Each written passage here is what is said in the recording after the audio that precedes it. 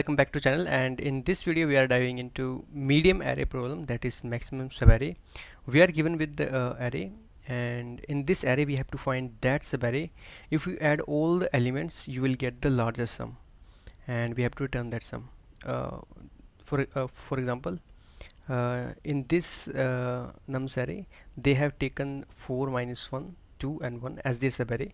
If you add these elements you will get 6 as your answer, and if you take any other subarray leaving this subarray, then you might get value lesser than this 6.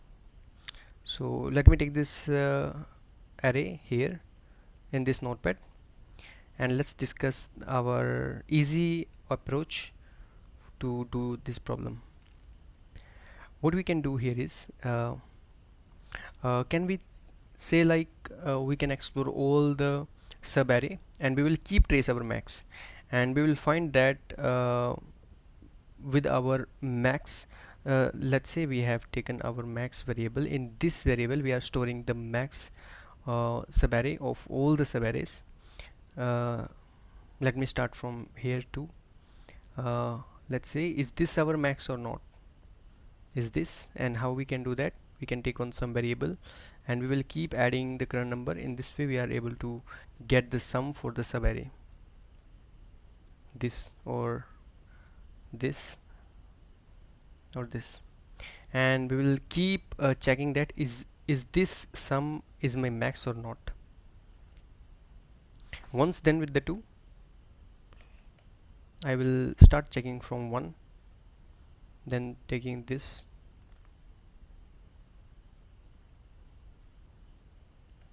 and in this way I will start from 3 and then go on, and at the end I will store the largest sum in this max and we will return that. And the time complexity for this approach is, we are actually starting from 2 and exploring all the values, then from 1 we are exploring all the values. We can say it is something like, first we are taking an operation, then starting from 1 I have an minus 1 operation, then a minus 2, and keep going. So this is nothing but natural number sum.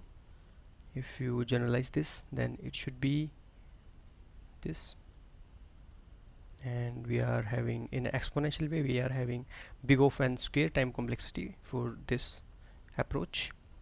Space complexity, we have big of 1 because we are not taking any auxiliary space, leaving those variables, and we are only doing operation in this array.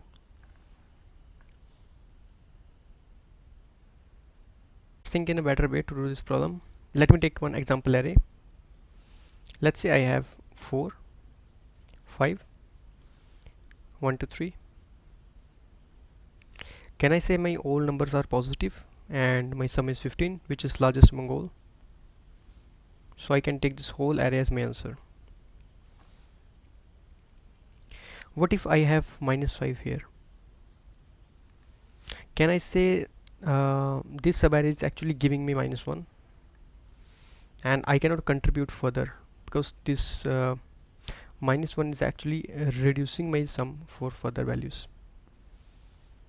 And now I'm left with two options: either I can take 4 or either I can take 1 to 3. And now there is case 1. If suppose if I have here 40 and here is 50, minus 50, so my 40 is my answer here. And or I can say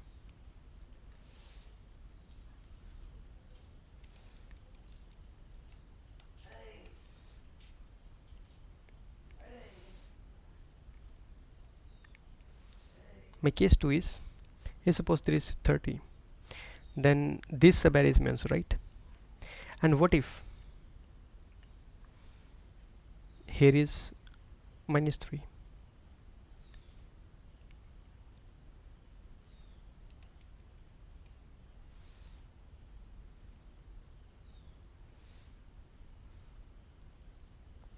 Can I say this subarray is actually giving me 1, and I can contribute further, and this subarray is giving me 6. If you add these numbers you will get 7.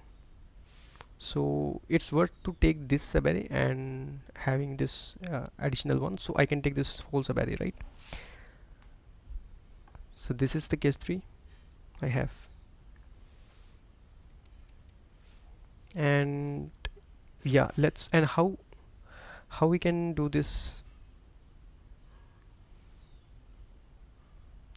I know if I have my max subarray lies here before this negative integer, then I have to keep trace of this max, right? Because I don't know, like maybe this subarray is also my max, because I'm currently traversing this, right? And how I can do that? I can take one,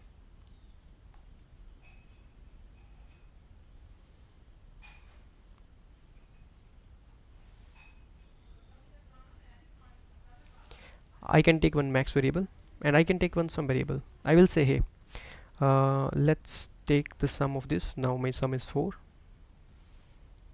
I am here, my sum is 4. Now I am here, let's take this minus 5. Now my sum is minus 1, and I am here. Now actually I can compare, like, is taking the current value is larger, or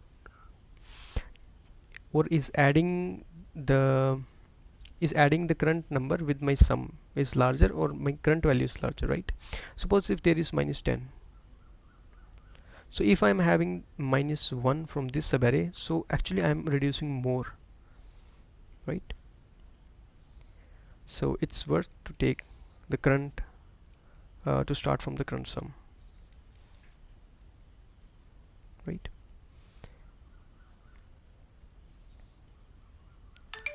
So I will start taking the new sum from here. Now my sum is 1, and I will keep trace of my max also. I will check sum with this max, right? Now I have 1. Now I will add 2. I have 3.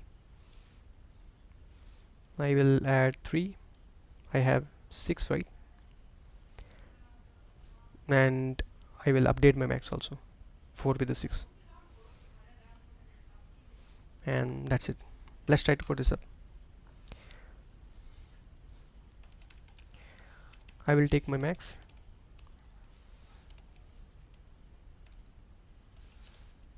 teacher dot mean value. I'm not taking here is 0, because actually my numbers lies from this minus 10 raised to power 4 also. It's better to take this least negative value for this max as you start, and taking this sum 0. Let's try to traverse this nums array.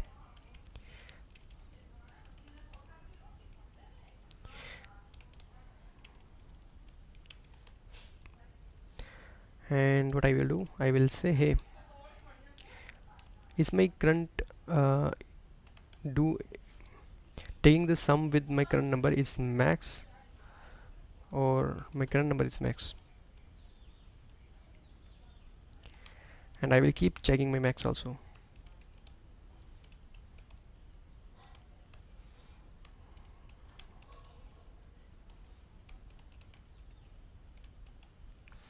Let's try to run this code,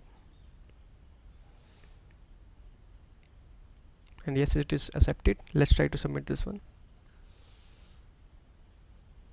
Yes, it is working fine.